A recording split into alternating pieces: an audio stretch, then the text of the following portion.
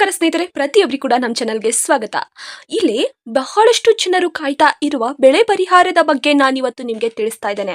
ರಾಜ್ಯದಲ್ಲಿ ಅತಿಯಾದ ಮಳೆ ಮತ್ತು ಪ್ರವಾಹದಿಂದ ಬೆಳೆ ಹಾನಿಯಾದ ರೈತರಿಗೆ ಸರ್ಕಾರದಿಂದ ಬೆಳೆ ಪರಿಹಾರ ಹಣ ನೇರವಾಗಿ ಅವ್ರ ಬ್ಯಾಂಕ್ ಖಾತೆಗೆ ಬರ್ತಾ ಇತ್ತು. ಈ ಒಂದು ಪರಿಹಾರವನ್ನು NDRF ಮತ್ತು SDRF ಅಡಿಯಂತೆ ನೀಡಲಾಗುತ್ತದೆ. ಆದರೆ ಇಲ್ಲಿ ಕೆಲವೊಂದಿಷ್ಟು ರೈತರಿಗೆ ಹಣ ಜಮಾ ಆಗಿಲ್ಲ. ಹೌದು, ಯಾವ ಕಾರಣಗಳಿಂದ ಹಣ ಜಮಾವಾಗಿಲ್ಲ ಮತ್ತು ಈ ಒಂದು ಹಣ ಅವ್ರಿಗೆ ತಲುಪುತ್ತಾ ಅನ್ನುವ ಒಂದು ಮಾಹಿತಿಯನ್ನು ಕೂಡ ನಾನು ಇವತ್ತು ನಿಮಗೆ ತಿಳಿಸ್ತಾ ಇದ್ದೇನೆ. ಯಾರೆಲ್ಲ ಈ ಒಂದು ವಿಡಿಯೋನ ನೋಡ್ತಾ ಇದ್ದೀರೋ ಪ್ರತಿಯೊಬ್ಬರು ಕೂಡ ಈ ಒಂದು ವಿಡಿಯೋನ ಕೊನೆವರೆಗೂ ನೋಡಿ, ಯಾರು ಕೂಡ ಸ್ಕಿಪ್ ಮಾಡಬೇಡಿ ಅಂತ ಕೂಡ ತಿಳಿಸ್ತಾ ಇದ್ದೇನೆ.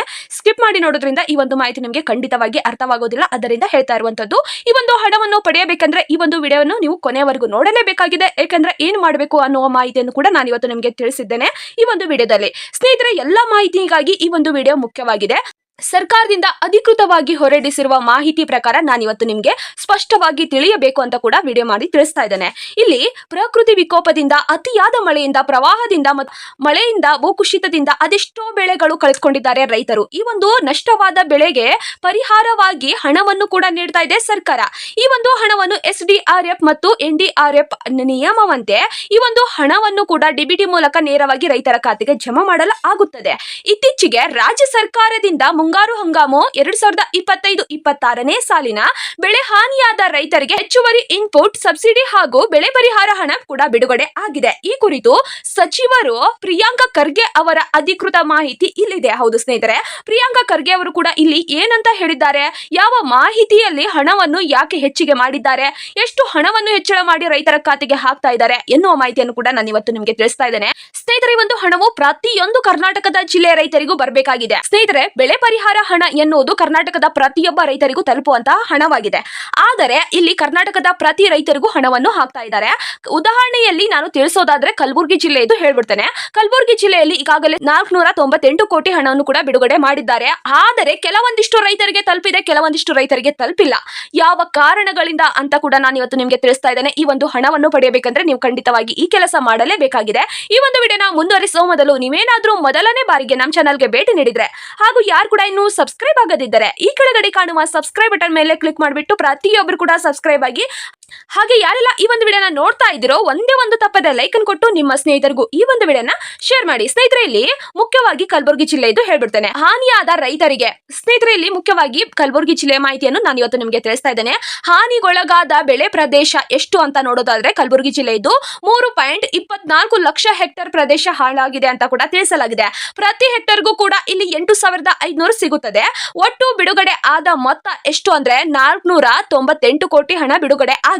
ಇಲ್ಲಿ ಹೆಚ್ಚುವರಿ ಇನ್ಪುಟ್ ಸಬ್ಸಿಡಿ ಹೇಳೋದಾದ್ರೆ 24,775.82 ಲಕ್ಷದಷ್ಟು ಇನ್ಪುಟ್ ಹೆಚ್ಚುವರಿಯಾಗಿ ಬಿಡುಗಡೆ ಆಗಿದೆ ಅಂತ ಕೂಡ ತಿಳಿಸಲಾಗಿದೆ.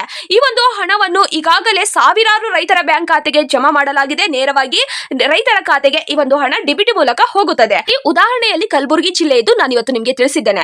ಇದೇ ರೀತಿ ಕರ್ನಾಟಕದ ಪ್ರತಿಯೊಂದು ಜಿಲ್ಲೆಗೂ ಹಣವನ್ನು ಹೆಚ್ಚುವರಿಯಾಗಿ ಮತ್ತು ಇನ್ಪುಟ್ ಆಗಿ ಪ್ರತಿಯೊಂದು ಕರ್ನಾಟಕದ ರೈತರಿಗೆ ಈ ಒಂದು ಹಣವನ್ನು ಹಾಕ್ತಾ ಇದ್ದಾರೆ.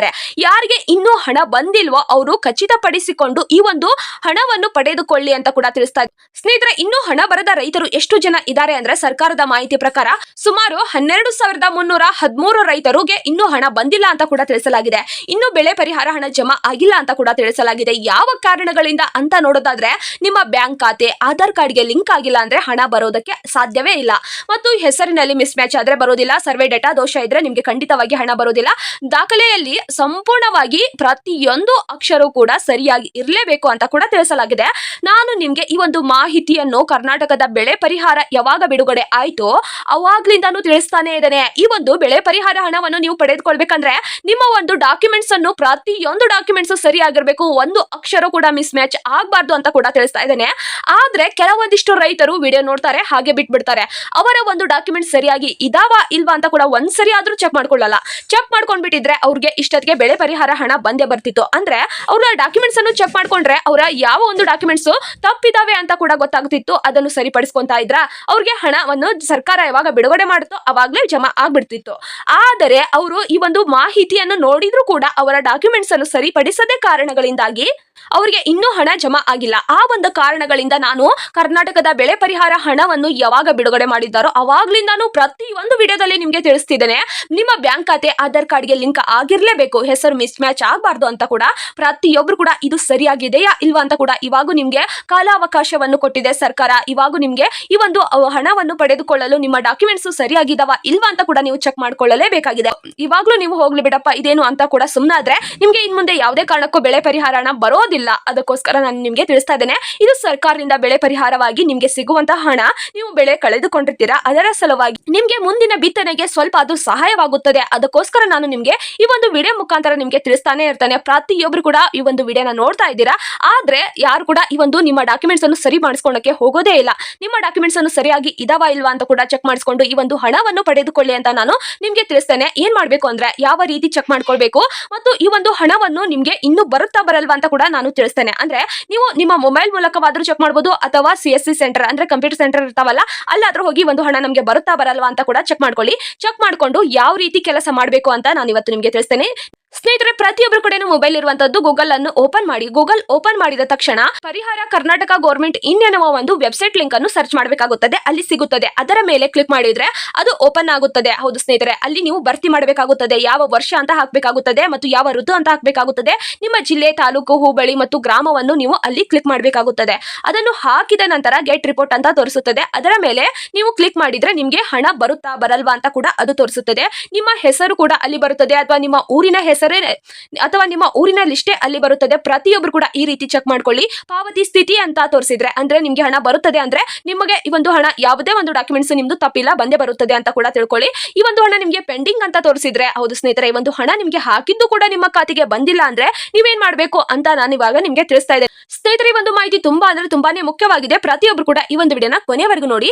ಯಾರಿಗೆ ಹಣ ಬಂದಿಲ್ವೋ, ಯಾರಿಗೆ ಪೆಂಡಿಂಗ್ ಅಂತ ಆ ಒಂದು ಲಿಸ್ಟ್ ನಲ್ಲಿ ತೋರಿಸ್ತಾ ಇದೆಯೋ ಅವರು ಏನ್ ಮಾಡ್ಬೇಕಂದ್ರೆ ನಿಮ್ಮ ಹತ್ತಿರದ ರೈತ ಸಂಪರ್ಕ ಕೇಂದ್ರ ಇರ್ತವೆ ಅಲ್ಲಾದ್ರೂ ಹೋಗಿ, ಅಥವಾ ರೈತ ಸಂಪರ್ಕ ಕೇಂದ್ರ ಇಲ್ಲ ಅಂದ್ರೆ ಕೃಷಿ ಕಚೇರಿ ಇರ್ತವೆ ಅಲ್ಲಾದ್ರೂ ಹೋಗಿ, ಹೌದು ತಾಲೂಕು ಕೃಷಿ ಕಚೇರಿ ಇರ್ತವೆ ಅಲ್ಲಾದ್ರೂ ಹೋಗಿ, ಅಥವಾ ಗ್ರಾಮ ಲೆಕ್ಕಾಧಿಕಾರಿಗೆ ಅಲ್ಲಾದ್ರೂ ಹೋಗಿ. ಈ ಒಂದು ಮೂರುಗಳಲ್ಲಿ ಯಾವ್ದಾದ್ರೂ ಒಂದಕ್ಕೆ ನೀವು ಹೋಗಿ ಏನೆಲ್ಲ ತೆಗೆದುಕೊಂಡು ಹೋಗ್ಬೇಕಂದ್ರೆ ಆಧಾರ್ ಕಾರ್ಡ್, ಬ್ಯಾಂಕ್ ಪಾಸ್ಬುಕ್ ಮತ್ತು ನಿಮ್ಮ RTC ಅಂದ್ರೆ ಭೂಮಿಯ ಒಂದು ಪತ್ರ ಮತ್ತು ಮೊಬೈಲ್ ನಂಬರ್. ನಿಮ್ಮ ಆಧಾರ್ ಕಾರ್ಡ್ ನಲ್ಲಿ ಮೊಬೈಲ್ ನಂಬರ್ ಲಿಂಕ್ ಆಗಿರುತ್ತಲ್ವಾ, ಆ ಒಂದು ಮೊಬೈಲ್ ನಂಬರೇ ಬೇಕಾಗಿರುತ್ತದೆ.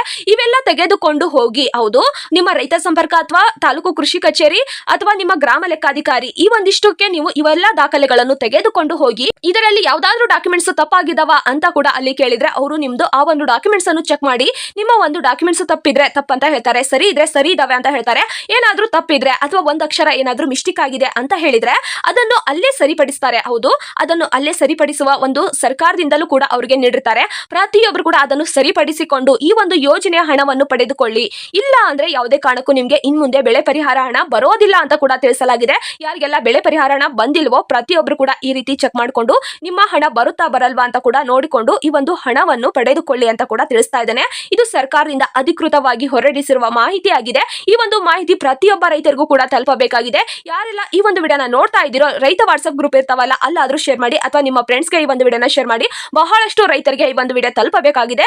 ಏಕೆಂದ್ರೆ ಇನ್ನು ಎಷ್ಟೋ ರೈತರಿಗೆ ಒಂದು ಹಣ ಬಂದಿಲ್ಲ. ಅದಕ್ಕೋಸ್ಕರ ಈ ಒಂದು ಹಣ ನಿಮ್ಗೆ ಸಿಗಬೇಕಂದ್ರೆ ನಿಮ್ಮ ಕೈಯಲ್ಲಿದೆ ದಾರಿ. ಈ ಒಂದು ದಾರಿಯನ್ನು ಸರಿಪಡಿಸಿಕೊಳ್ಳಿ. ಅಂದ್ರೆ ನಿಮ್ಮ ಡಾಕ್ಯುಮೆಂಟ್ಸ್ ಅನ್ನು ಸರಿಪಡಿಸಿಕೊಂಡ್ರೆ ಖಂಡಿತವಾಗಿ ನಿಮ್ಗೆ ಹಣ ಬಂದೇ ಬರುತ್ತದೆ. ಇಲ್ಲವಾದ್ರೆ ಯಾವುದೇ ಕಾರಣಕ್ಕೂ ಹಣ ಬರೋದಿಲ್ಲ ಅಂತ ನಾನು ಇನ್ನೂ ಒಂದು ಸರಿ ನಿಮ್ಗೆ ತಿಳಿಸ್ತೇನೆ. ಏನ್ ಮಾಡ್ಬೇಕು ಅಂತ ಕೂಡ ತಿಳಿಸಿದ್ದೇನೆ ಮತ್ತು ಎಷ್ಟು ರೈತರಿಗೆ ಇನ್ನೂ ಹಣ ಬಂದಿಲ್ಲ ಅಂತ ಕೂಡ ತಿಳಿಸಿದ್ದೇನೆ. ಈ ಒಂದು ಇನ್ನೂ ಅವಕಾಶವನ್ನು ನಿಮ್ಗೆ ಕಲ್ಪಿಸಿದ್ದಾರೆ. ಈ ರೀತಿ ಚೆಕ್ ಮಾಡ್ಕೊಳ್ಳೋದ್ರಿಂದ, ಈ ರೀತಿ ನಿಮ್ಮ ಡಾಕ್ಯುಮೆಂಟ್ಸ್ ಅನ್ನು ಸರಿಪಡಿಸಿಕೊಳ್ಳೋದ್ರಿಂದ ನಿಮ್ಗೆ ಹಣ ಖಂಡಿತವಾಗಿ ಬರುತ್ತದೆ.